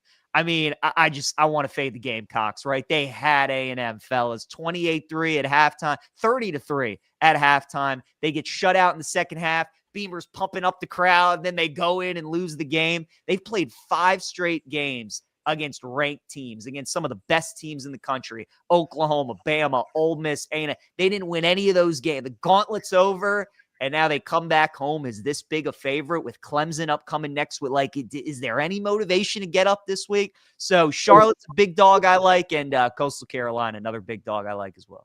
I love it. I love it. I love that taking those points. Those are the fun games that make you feel good about yourself when you're watching them because you took the points. All right, NFL. Let's start with the Chiefs, and then we can work our way backwards to tonight and some other things. We're fascinated by this line. Chiefs favored by 3.5. They have been so good at home lately and not good on the road. They have been disappointing very many times this year. But are we comfortable betting against them at Arrowhead? I think I'm leaning Chiefs, but we're very curious for your take on this. I'm definitely betting the Chiefs this week. There are some 3s out there. So at BetMGM, it's a 3.5. You like Kansas City, obviously shop around, get the 3 because, I mean, let's be honest, that could be important. They could end up just winning the game by 3. I think the money line is a great bet this week as well. If you want to parlay Kansas City minus 175 with something else on the board. You guys knew when they lost to Denver, the conversation would begin, right? Like, are the Chiefs going to miss the playoffs? Is the dynasty over? All these kinds of things. And it definitely is concerning because that is the kind of game that Kansas City usually wins. I mean, they're off a bye. They're fresh. They were pretty much healthy going into that game. It was a massive game for the division. Mahomes is always great divisional road game. All these things they had going for them. And for them to lose, I think was a little bit surprising and eye-opening for people because Kansas City just never loses those kind of games. They're 0-5 in one-score games. We know how great they tend to be in close matchups. So all these things are concerning. I'm not ready to just throw out Kansas City yet. And not only that, but the Colts are kind of a team I'm looking to fade, guys. Like, they've had a very easy schedule. They're beating up on some of the bad teams in the league. And you look at some of the last couple games they played before going into their bye week, it was a 6-turnover game against Pittsburgh, and then it was an overtime win against Atlanta. So I get maybe people wanting to fade the Chiefs, but Indianapolis isn't necessarily the team I want to do it with. It feels like a game where Daniel Jones is going to struggle on the road against Spags in that defense. So I like KC, get the 3, shop around. But if you just want to take them on the money line, I like that play too. TJ, staying with the Chiefs, we got to ask you about this too. We've talked about this a lot this week. Is that the Chiefs were the Super Bowl odds-on favorites heading into the Denver game. They lost, and then on Monday specifically is what I'm going to talk about. Is that they were the 3rd best odds to win the Super Bowl, but I think were like plus 150 to miss the playoffs. Like basically a pick 'em to miss the playoffs or make the playoffs. Like, is that because you can't quit the Chiefs, or is that because all the books don't want to give a discount on the Chiefs? It's a little bit of both. They've been burned a little bit in the past by kind of being too high on the Ravens, too high on the Bills, and then the Chiefs go on a run and they end up, getting bad numbers and people end up burning them. So it's definitely a little bit of that. But I mean, guys, it's also just like, who in the AFC really scares you? The Bills have been so up and down. I get the Ravens are playing better and they're healthier, but they still just got to get into the postseason. And New England, are they still a year away? Do we still fully trust Denver? Do we like this Indianapolis team? So that's why I'm fully not getting rid of the Chiefs. And I think that's why the books aren't really either. It's because all we've kind of ever known in the last 6-7 years is Kansas City representing the AFC in the Super Bowl. And even though if the playoffs started today, they wouldn't be in it. It's like, I mean, who's the clear-cut team in the AFC that you would look at and like Kansas City in that matchup? So they're probably not going to win the division. If they do make the playoffs, they probably have to go on the road. We have seen them do it before, but it's going to be tough. But yeah, I think it's because there's no clear-cut team in the AFC to kind of dethrone them. That's why the books really won't give you a great price on Kansas City to win the AFC or the Super Bowl. Kind of another thing we've been talking about, and then we get to some real bets. This bet doesn't exist, I don't think. But if I were to give you, we counted it as 3 for sure Hall of Fame quarterbacks right now: Lamar, Josh Allen, Patrick Mahomes. Mm-hmm. Maybe you feel that way about Stafford. I think he probably gets there. But would you take the Hall of Fame quarterbacks against the field to win the Super Bowl this year? It's a good question. I think I probably would. I would. Because I still think Buffalo, Baltimore, or Kansas City comes out of the AFC. The NFC is going to be fun. I think I do like the Rams the best. The Eagles, especially if they get home field, are going to be tough. But yeah, I think I would take the Hall of Fame quarterbacks, to be honest with you guys. Okay. It's crazy. It's such a weird time right now for Kansas City Chiefs fans. PJ, looking at some of these other games, there's some really fun ones that we've got on the docket. Bucks Rams, I believe that's the Sunday night game, is the one that caught our eyes. Is going to be massive in the NFC. What do you think of that one? The Bucks, that was a team that we had talked about earlier the year, you guys. I think they were 5-1 at one point, and they had beat San Francisco. And that game was the first time the Bucks had a kneel down to end the game. And they were 5-1. They had won 4 previous games, but that was the first one they had to kneel down. So you knew the regression was coming. You knew Tampa Bay could not keep it up. And their schedule's starting to get tough. I mean, they played New England at home, last week at Buffalo, this week at the Rams. Problem with the Bucks, it feels like they're an all or nothing kind of team. It feels like they either play great or they don't play great. And with the Rams coming off that big win against Seattle, I'd love a 7 in this game. I don't think we get there, but I'd probably lean towards Tampa Bay. I don't think it's a game I'm going to end up betting, but just because of the high variance of Tampa, Baker tends to play pretty well in these type of big matchups. I would lean towards the Bucks if I had to bet it. So here's a curious one. Patriots Bengals. I'm seeing morning as Bengals +7. We had to do a pick segment for TV yesterday, TJ. We had this at 8.5, I think. Yeah, Joe Burrow practiced in full yesterday. Is this a Burrow line? Because there aren't a lot of players that are going to move a line in one day, 1.5. Is Burrow going to play? Can we look at a line like that as an indicator?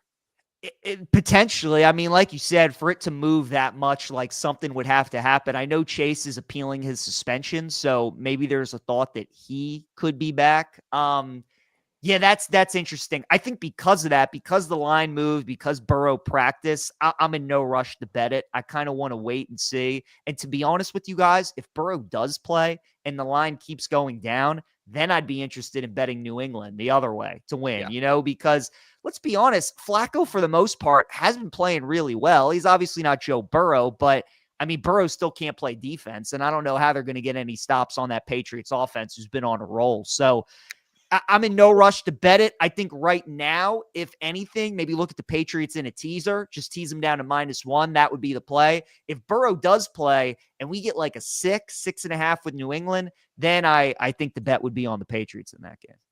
PJ, I ask you about a real sicko one here. The world beaters, Cleveland Browns and Las Vegas Raiders are matching up this week. In our fantasy segment for TV, I picked Shedeur Sanders as my starting quarterback this week. Do you like him as much as I do? Guys, this line just makes no sense to me. And sometimes when a line makes no sense, I walk right into it and I bet the dog. And other times it just makes absolutely no sense that I just bet the favorite. And this is one of those lines where I don't understand in what world the Raiders are a 4-point favorite, but it's almost too crazy where I think I got to lay the points with them.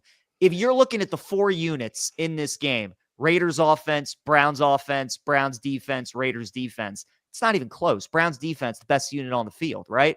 And yeah, Shador's playing, but Geno Smith has been awful for the Raiders, and this should be a defense that should absolutely cut them up. So, it's one of those where Browns +4 just kind of feels too easy for me, where, I got to trust the sports books. They know something to put the Raiders at this type of number. I don't know if I'll bet it, fellas, but it would have to be Raiders -4. If you flip the line and you put this game in Cleveland, they're essentially telling you this game would be a pick'em. And I think if the Raiders were a pick'em in Cleveland, the Browns might be your best bet of the week. So it's a fishy line. It's a stinky game. But for me, I think the Raiders would probably be the side. That might be appointment TV. Yeah. PJ, we've got one tonight. It's kind of an interesting one. Great defense, great offense, right? Texans 5.5-point home dogs. What do you think about this game? It's the short week. Is this tends to favor the defense? Can the Texans keep this ugly? I don't even know if we know who the quarterback's going to be yet. I don't think we do. The line going towards the Bills' direction, I think, is telling us that it's Davis Mills. But, guys, I think it's just gotten too high. I like Houston +6 for a couple of different reasons. I mean, think about the fact the Bills were a 3.5-point favorite against Atlanta about 5-6 weeks ago. And with how up and down they have been, should they now be laying 6 on the road? Think about all the upsets we've seen so far on Thursday night this year. Giants over the Eagles, Bengals over the Steelers, Niners over the Rams. I mean, we've seen a bunch of upsets. We've seen these dogs play tough. It's such a big advantage playing at home on these Thursday night games, on these short week games. And the Texans got one of the best defenses in the NFL, as we know. Josh Allen has not played well in Houston. So I think Buffalo wins. I just think 6 is too many points. So I actually do like Houston tonight, plus points. I think 6 is too many. And even if it is Davis Mills, Buffalo's been the worst run defense in football this year. So are the Texans even going to throw it anyway? Yeah. Lean on Woody Marks, Yeah. give him Woody the ball. Marks, So, I like that. Yeah, I'm trying to decide whether to play him in fantasy. He might be a prop bet tonight. Woody Marks for sure. PJ, we appreciate it. You can follow along PJ's work. Follow him on X at PJGlasser9. Good to have you back this week. Let's all make some money. Good to see you guys. I'll see if I don't see you next week. Happy Thanksgiving to you. Enjoy the holiday. Right. That's right. I guess we won't see you next week. We're not going to have a show, so we'll see you in a couple of weeks. There goes Sounds PJ good. Glasser. I'll call you personally, PJ. I need my best. We do have 3 games on Thanksgiving. We might need a little. We might need some advice there. Please do. All right. Yeah. Good talking to you guys. There goes PJ Glasser. Yeah, to show programming. No, we won't be with you next Thursday or Friday. Yeah, tonight I'm trying to make some plays here. PJ, are we going with the tight end again? No. You broke the trend on Monday. Didn't you pick a wide receiver? Woody Marks, man. Oh, you're talking about the first touchdown? Sorry. First touchdown's probably going to be Kincaid tonight for me. Josh Allen's a good one, but he doesn't get quite juicy enough for me. I should have asked PJ this. Let me pull that up. Let's give everybody a first touchdown here. I've not looked at this yet. But we'll pull it up. Is Dalton Schultz Texans tight end? He is, but then you're betting on Houston to score first, and I don't think I'm totally comfortable with that. Let's go. Dawson Knox. Is Kincaid out? Oh, Dawson Knox at 18-1 is a pretty strong play. I think let's go Dawson Knox at 18-1. I like it.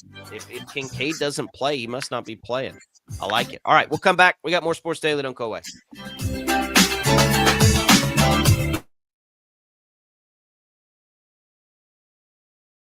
Lightning, hail, tornadoes, flooding.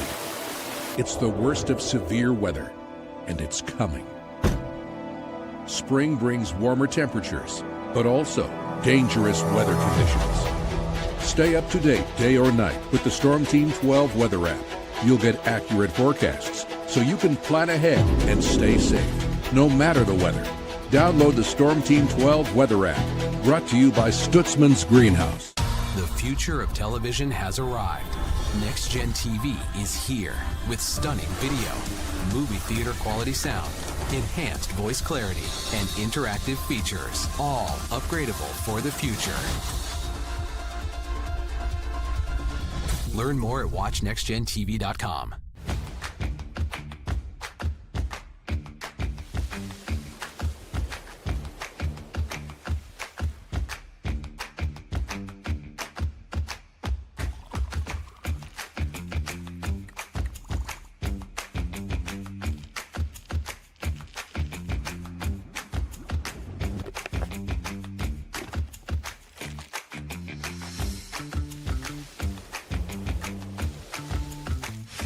The canvas of our imagination. They tell a story. Clouds affect the events of your day.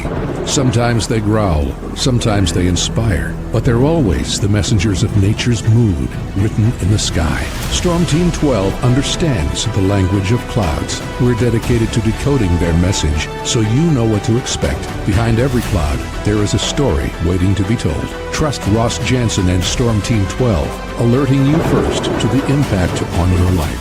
We are following a breaking update. Every day, all day, stream the stories that have you talking near and far. Whoever is behind the wheel of this bus is not stopping. From hundreds of local reporters and meteorologists spanning the country.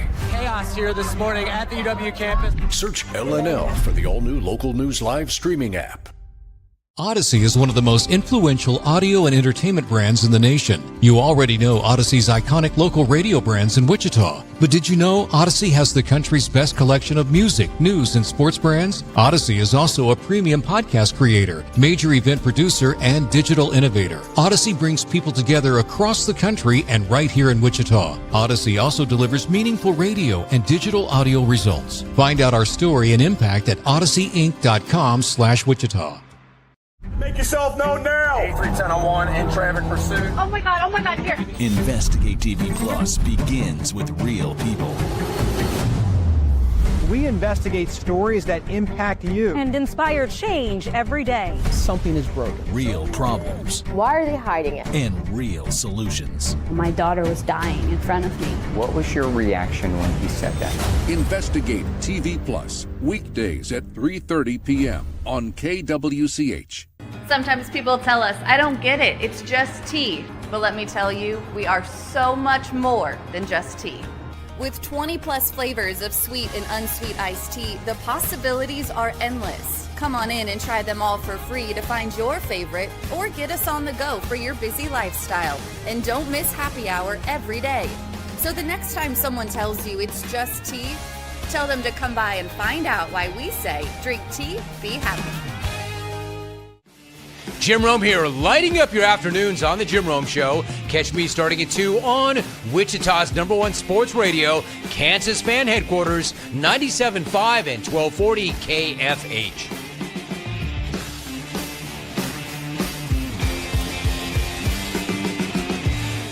Mornings are busy. We're here to make your mornings better. We report the stories that affect you. 3 more hospitalized from contaminated apple juice just a day after the FDA issued a recall. We're here to make your mornings better. Closing east and westbound lanes of K96 for repairs. With 12 News, you're prepared for your whole day. Scattered thunderstorms across the state into the afternoon. Stay a step ahead with 12 News this morning on KWCH and KSCW.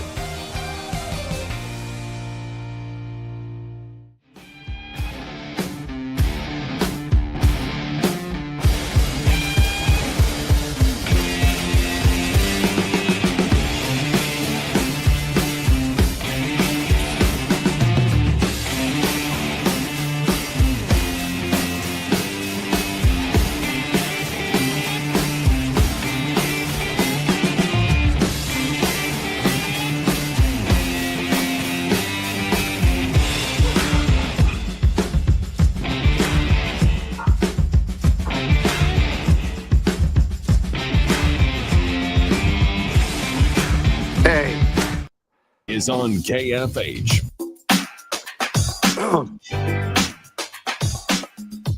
And now, digging deeper with the teams you follow, it's another Sports Daily Insider interview on KFH. That insider is Tim Fitzgerald. Before we get you there, I want to tell you can score a pair of tickets to see Journey at Intrust Bank Arena April 4th. Text the keyword Journey to the number 20357. You can enter once a day, today and tomorrow, and then it'll end. Standard message and data rates apply. We do bring in GoPowerPackCat.com's Tim Fitzgerald. Fitz, you a Journey guy? I was, yeah. I like Journey. Yeah. I hate to see him go, but they were older than me. I don't know how these guys get up on a stage when they're 70. I don't. I just watched Joe Walsh at the Vets Aid concert last weekend at, I think, close to 80. And he looks like he's 80. But you put that guitar in his hands, and watching him play the guitar is what amazed me. Like everything else, like the fact that you can still kind of sing your song, but man, to play the guitar that way, it's like you don't even have to think about it. It just comes natural. It'll never. He'll do that until the end. I think it was pretty wild to watch him play. I mean, wouldn't after playing the guitar for that long, wouldn't you have arthritis? It's amazing. You could see it in his hands. Those oh my goodness! were grapefruits, and it still just ripped it up. Yep. Do you think are any of us going to be able to do anything that well when we're close to 80 years old? What? No, I'm not doing very well close to 60. I am over 60 now, but yeah, I don't get it. Becky and I saw Tommy Shaw on Sticks in Vegas, and he was incredible. And he's in his 70s too. It's amazing. Fitz, I feel like we all feel like old men after watching K-State, Oklahoma State on Saturday. That was one of the football games of all time. I feel like I watched a game before the forward pass was invented. Oh, it really got high scoring in that game. It was 14-6. You know, it's just, oh my gosh. I'm dead serious when I say it was the most boring game I've ever covered. I was on the field down there in Stillwater, and I felt like I was losing my mind about like what is wrong, like what is going on with either team here. It was awful. I'm so glad you got to see that. Look, the only good thing I can say about that game was they got out of there with a win. The defense came up big when it needed to, but which it didn't do earlier in the year. That's kind of why it lost the Army game. They couldn't get off the field, and they were able to do that to Oklahoma State. But boy, it's going to take a whole nother degree of upping your level of play to compete at Utah. I mean, I'm not sure the efforts they were putting out there when they were playing pretty well would get it done this weekend in Salt Lake City. Fitz, so that leads us into the Salt Lake City. It's a huge line.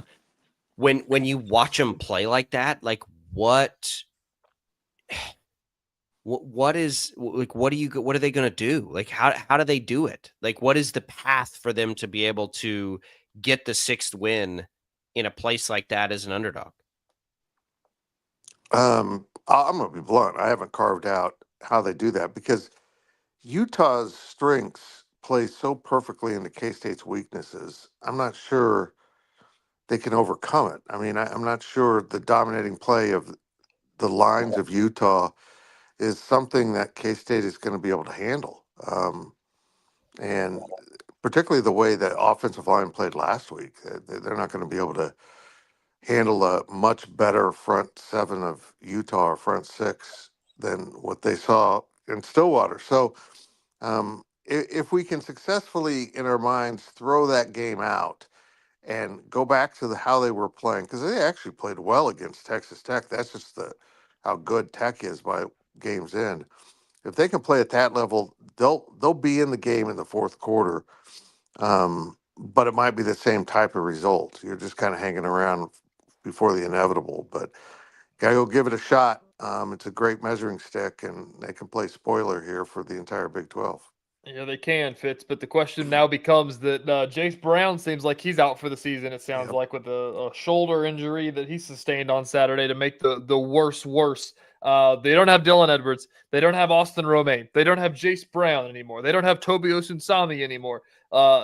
It's a depleted team, and whenever they play like they did on Saturday, that raises a lot of questions about what this team will become down the stretch of this season. But who's going to catch the passes? Is Lincoln Cure the number 1 wide receiver? Is Jaron Brandley going to play? Yeah, Bradley's supposed to play. They've got Tibbs. and he's probably the number one. And the problem is they don't have the Jace Brown to stretch the defense. If Bradley can do it, it'll work. But he hasn't been healthy for most of the year. He did it in Ireland. He's done it in another game. So he brings that to the table. But Jace is the one they feared. So it's been tough on Avery because without Dylan Edwards back there, they could focus on him, and they have. And now without Jace Brown, you take another weapon off. And, I understand injuries are part of the game, but boy, you've lost two of the most dynamic players on each side of the ball from what you had at the start of the year. I mean, it is what it is. Are they? And the other part of this game that lets you kind of not worry too much about it is we assume they'll beat Colorado, right? But until it's done, it ain't done as far as a bowl game goes. You're exactly right. The team I saw in Stillwater may not beat Colorado at home. And Colorado's got enough athletes to give you problems. You let them hang around. So, yeah, they've got work to do. And if they go back to, sleepwalking like they did in Stillwater and did in the first 4 weeks of the season, they're probably not going to win a game. But this team's capable of it, and they've come a long ways to salvage any kind of respect out of a failed season to let it slip away now. Yeah, Fitz, thank goodness that it only happened one time in the last week that a K-State team played down to a team from the state of Oklahoma and pushed them to the ropes. Oh, just kidding. It happened on Monday night. Tulsa came into Bramlage and K-State won a thriller. What do you make of that? Is Tulsa going to be okay, or is that a bad game? We don't know what to think of that game. I thought Tulsa was okay. I think it was a game Kansas State desperately needed, and to get out of it with a win was a benefit. They need to learn that offense isn't the whole thing. Their offense wasn't as good. I mean, this is a team that shot better than 50% from three in its earlier games and was 5 of 24 in this one. You can't always rely on your points, but you can rely on defense. And they had to use it at the end to win. And if they come to realize that that's the kind of effort they're going to need in the Big 12 on almost every possession, then they're going to be okay. But they use defense to bail them out, and that seems like a good idea, fellas, if you do that with the offense. So we'll see if they learned anything. This is going to be an interesting couple games in Kansas City. Yeah, this is it looks like Mississippi State, at least through 3 games that they've played, are a lot like K-State. A team that's played well offensively, but not that well defensively. It is Chris Jans, so I sort of assume they'll be good defensively. But K-State is a dog tonight on the neutral court. I was a little surprised to see that, but I think that's good for K-State. I think it's good to know that, hey, that everyone says this team's better than you, and see how they hold up. Again, they're going to score points most of the time. I mean, even when they had a bad shooting night, they still scored a lot more points than what we've seen the last 2 seasons. So they got to couple that with defense, rebound, and all those other little things. And the quicker they learn that, the better off the team will be. And if they don't fully grasp it, it's going to be a season filled with a lot of close losses. Fitz, it's an interesting experiment, and I think that every coach around the country is going through it right now. The fact of, would you rather, be pushed to the ropes against a team like Tulsa, or would you rather beat Mississippi Valley State by 54 points in November? And I say that, which K-State's going to play Mississippi Valley State. But this is one of the tougher non-cons that Jerome Tang has put together. Do you think that this is good for them to play a schedule like this? I think he's looking down the road, realizing that if you don't play a competitive schedule, if you're 500 in the conference, you may not get in. Yeah. There's no badge of dishonor being 500 in this conference. So you can be a pretty darn good team and end up at that level. It's I think he doesn't want to get left out simply because he didn't test his team. He doesn't want to fail to test his team, and then they get into conference play and collapse. I think it's just good for the program. It's a good test. I mean, and it's good for the fans. They want to see you play people instead of Mississippi Valley State 7 times. Well, here's the other thing too. With Tang specifically and what we've seen the last few years, on November 20th, don't you feel a little bit better about seeing this team be really good offensively now with room to grow defensively? Isn't that sort of his thing? Like, isn't that where he cut his teeth as an assistant for all those years? I think we expect a Tang team to get better defensively over the course of the year. If they don't have to, if the offense comes easier, that's been the problem for them. Yeah. You think about it, the last 2 years, we've been sitting around hoping they can improve offensively. That's hard to do. Yes. Defensively, you can teach a bunch of athletes that can score the ball how to play defense. You can get that out of them, but you can't just magically teach a defensive specialist how to score. And so they've got the hardest part down, but now they need to do the easier part. And sometimes scorers think, I don't really need to be that good because I'll just outscore you, and they're going to learn a hard lesson in this conference. Yeah, Fitz, we've gone back and forth about this conference and what these teams are. And, as everybody always says, November basketball doesn't mean anything to teams like these. But as we've seen so far, we didn't know who anybody on this team was. So I think as we've learned more and more, just kind of what is your grade card about K-State basketball? Have you been pleased? Or are you a little let down? What do you think?